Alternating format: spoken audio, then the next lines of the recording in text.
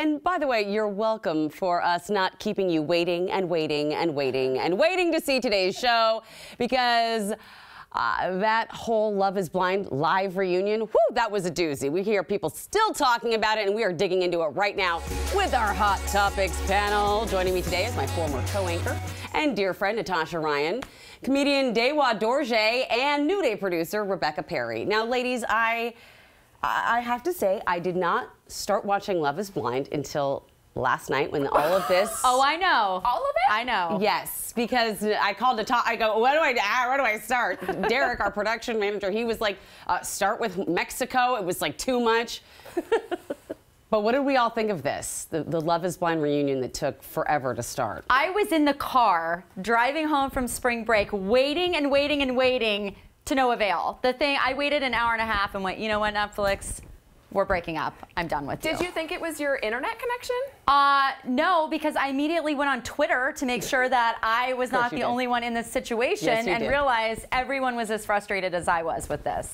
I feel like these are the moments that make Twitter like the best, because all the brands were jumping on board, like all the memes. It was so fantastic. I actually tuned in at the right time, and then I got the like spinning wheel of death, and then the elevator music came on, and it came on for me after about an hour and 15 minutes. Oh, it did? And I watched it, yeah. Wow. But I watched the recording. It was fine. It was whatever. It was fine. I mean, I thought it was kind of whatever. Yes. Do you watch this show? Like, I have watched it, but it's reminding me of like back in the old days when something would come on live. They're getting a little taste of the old school by having to wait.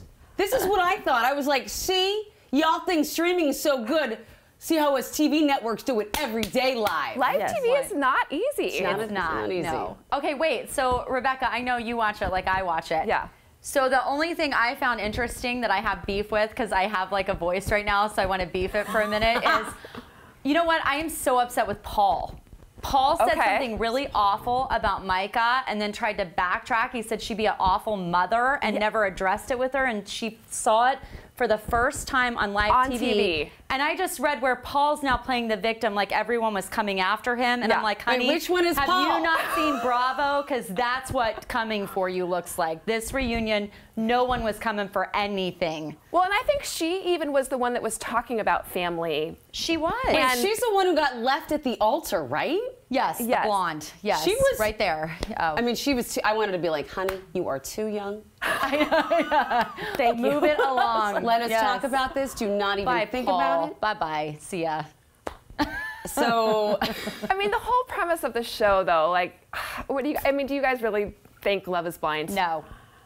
No, I do not. They need to have a room with just some aunties in there afterwards, just telling them, telling them what to do from here on out. I think what we needed, like, if they really want to test this hypothesis, what they need to do is like bring regular people into the mix, because obviously all of these people are screened by Netflix. It's a TV show. Everyone's going to be beautiful. But like, if you really want to know if Love is Blind, bring in regular folks. Okay, it's like this. When you read a book and you fall in love with the characters and then Hollywood casts them and you go, oh, no. That is what these people feel when that door opens. It's not even necessarily that they're saying the person isn't attractive. It's not their vision. So how do you reconcile that? I have empathy for that. Like, that's got to be really hard. I've been on dates where I've seen the picture beforehand. I'm like, you are not the vision I had. And I saw your picture beforehand. So. Because it's not just, I mean, it's a smell. It's like the way that they talk. Like, it's a I legit broke up with someone because of the way they smelled. And it wasn't that they had BO, although I know somebody who did break up with someone who... Okay, are we sharing details right now? Amity, you gotta have the pheromones. They have to be lined up. The pheromones have to be lined up. If not, they should pump their body odor into the other room. You know what I'm saying? That's a good idea. You know what? Get some science in there and let's see where we go from there. I love that. And then bring a super fan maybe for the reunion episode so they can question them. You know what I'm saying? Remember how I smell like? You know what, though? I feel like Jackie's getting a lot of heat right now, and I think, honestly, she did her. Like, she made a mistake.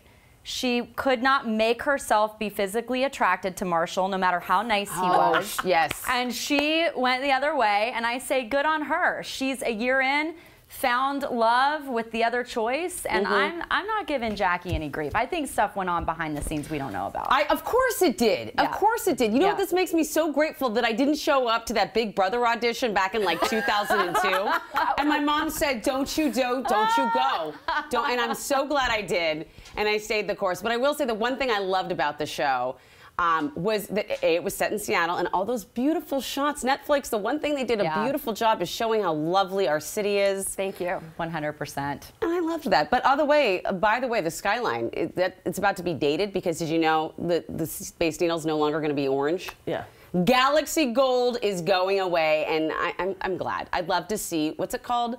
Space White? Or Astronaut White. Come back. Sure. Yeah, no, is that what is going on? How did I miss this news? So it's going to be white now? The purple one. The Prince one. They had a purple one for Prince. They painted it gold. They painted it the Galaxy Gold, which is orange, during the 65th anniversary, because that's what it was when it was initially built.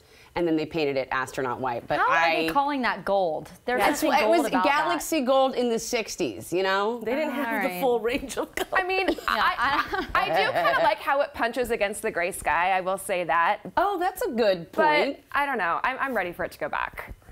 I think white's going to be a little yawny, but yeah, that's all right. Well, I like the classic Space Needle look. Okay. So sue me. Okay.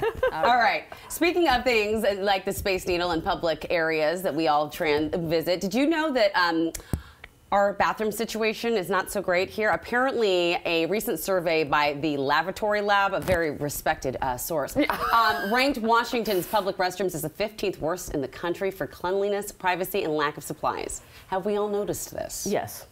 I wonder, like, which bathrooms? There's no bathrooms. The public bathrooms, right? My kid was trying to use one the other day and came right out and said, and peed their pants. And I was like, oh. I was peed their pants, and I was like, I get it, man. It's scary in there. I swear, I do not blame. I mean, I'm not going to even say on TV some of the places I'd rather have chosen than the bathrooms that were presented towards me. I've taught Pearl to pee in the bushes. Yes. So if the bathroom looks gross, I'm like, let's find a tree. Is Pearl a kid? Yeah.